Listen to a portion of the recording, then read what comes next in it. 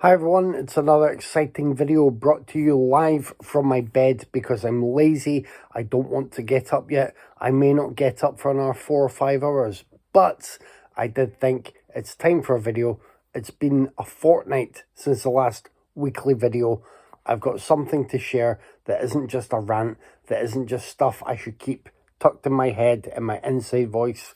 There are goodies. There's at least one goodie, so there is that. This week I received this set from Umbrella, the Thai Horror Collection, which has Dorm, Alone, Phobia, with the 4 in front, Phobia 2, and coming soon, Ladaland, Countdown, and The Promise.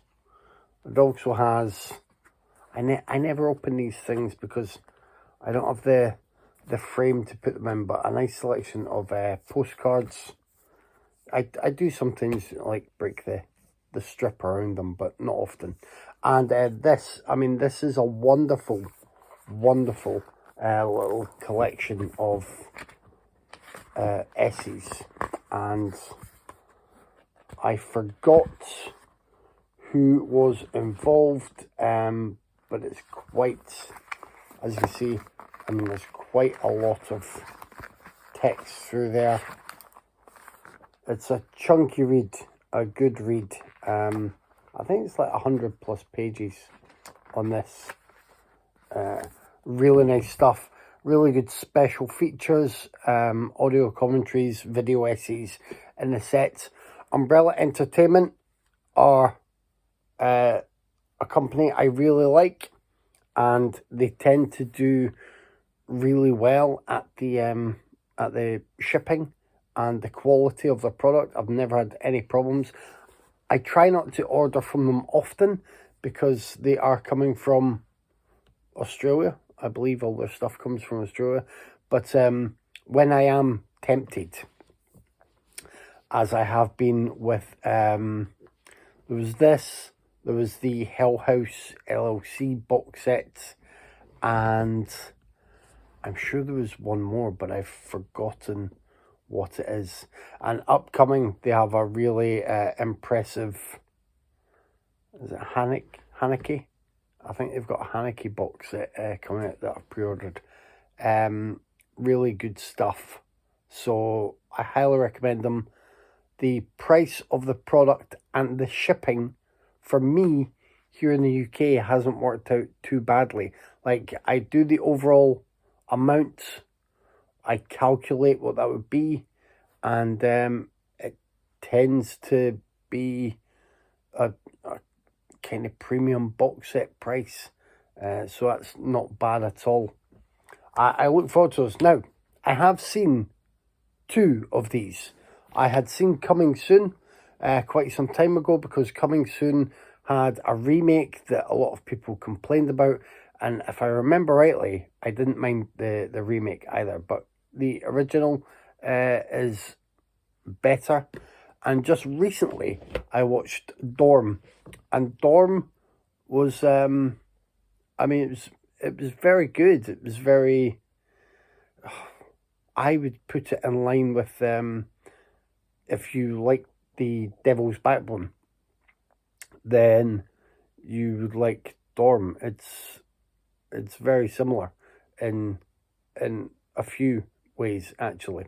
Oh, the book actually has, there are some names on the back, and one of the writers I forgot to mention is Anton Batel, who mentioned this again on social media, and I said, I'm waiting on my set coming. I'll look forward to it. So I think he's a fan of some of these, or at least whatever titles he has written about in there, and I'll look forward to that. But yeah, I actually recommend Dorm already, and Countdown. So that's 2 that I've enjoyed out of 8 so far, and I've heard good things over the years about Phobia and Phobia 2, so I look forward to those. Now, that's it. I've got my ticket booked for Final Destination Bloodlines for the weekend, so that will be fun. I hope you managed to check out the episode of Watch Skip Plus that dropped last week, which had me managing to finally join Jose with Mike and discuss Thunderbolts, which I enjoyed. If not, I'll put the link below the video in the description. I think I forgot to put a link last time. 2 weeks to go, a week and a half to go until I'm running the Edinburgh Marathon, and I'm also doing Total Warrior in June this year, and then the Great North Run in September. So I am fundraising. So anybody who hasn't switched off by now will switch off now. But that link will be below. I'll remember to do it this time. It would be much appreciated if anyone donates or if anyone just shares that around. I'm looking to hit a high target, and if I don't hit it, I will hit it by just putting the money in myself. But I'd rather not be looking for another $1.50 because I already spent too much on box sets from people like Umbrella. And what else? Okay, I watched Drop, and it's terrible. And some people have said, oh, they didn't mind it. It's terrible. It's just really, really, really, really bad. So I wanted to warn everyone against that. Yeah, that's it. Another thing that came to mind, I know I've mentioned this before. Now, as you know, I listen to a lot of podcasts, a lot of movie podcasts, and once again, in the past week or so, I've heard people discuss movies and discuss, how they either recommend something but warn people that it's hard to get a hold of, or they just, couldn't get a hold of a movie that was part of some coverage they were doing. So miss that aside. When podcasters say this, what they generally mean is, okay, it wasn't on Prime or Netflix, because they'll have those streaming services, or Shudder. It wasn't on Prime, Netflix, or Shudder. It wasn't on the main ones. That's it. Don't let that kind of chat sway your decision about finding a film for yourself, or believing that a film is out there. I mean, look at all the recent palaver we're getting soon, 28 years later at cinema, and then everyone was like, oh my god, you can't stream 28 days later anywhere. It's nowhere. I think iTunes have it back now, or Apple, for probably $9.99 for the digital copy again. And I have held on to my DVDs for years because the 28 Days Later DVD was loaded with some really nice special features, a couple of different alternative endings, some good commentaries. I think it was one of the alternative endings, maybe rendered in just graphic illustration style. Really good. And again, I know that physical media is often a luxury. It's if you have the money, it's if you have the space. What I'm saying is, don't listen to people who bemoan the lack of availability of a certain title, because they are often simply commenting on the availability of that title for free on the main streaming services that we're used to checking now. It's like if I said to you,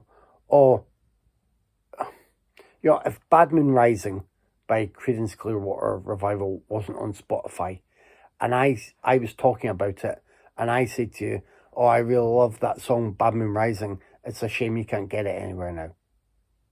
Like that wouldn't be correct. It wouldn't be on Spotify. That is not the same as it not being available anywhere now. Now, it may be available at a price. It may be available on some service you don't want to use.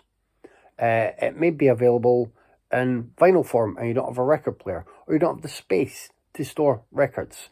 These are all things that inform how available it will seem to you. But it is available.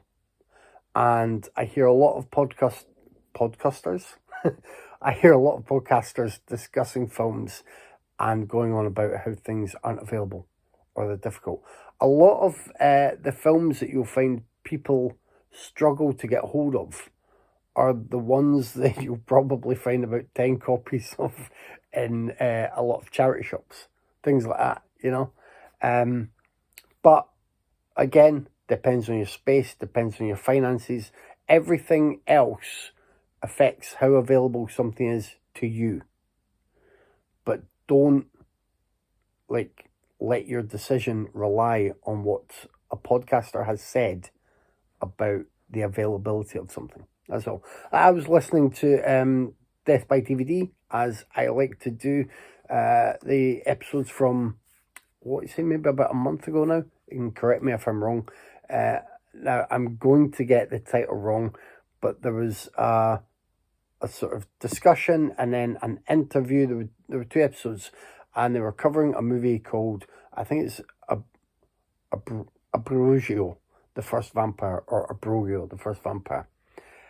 And I messaged Death by DVD and was like, I need to get round to it. I've not done it yet. I know it's available. It's kind of, I think it's like a $2.99 or $3.99 rental on Amazon. And I've spent more than that on movies in the past few weeks. But I still have my own priorities. So I have things that I've pre-ordered. I know where my money's going. I've not yet taken the leap to do a blind rental on this film that is highly recommended, and I've enjoyed the conversation around it.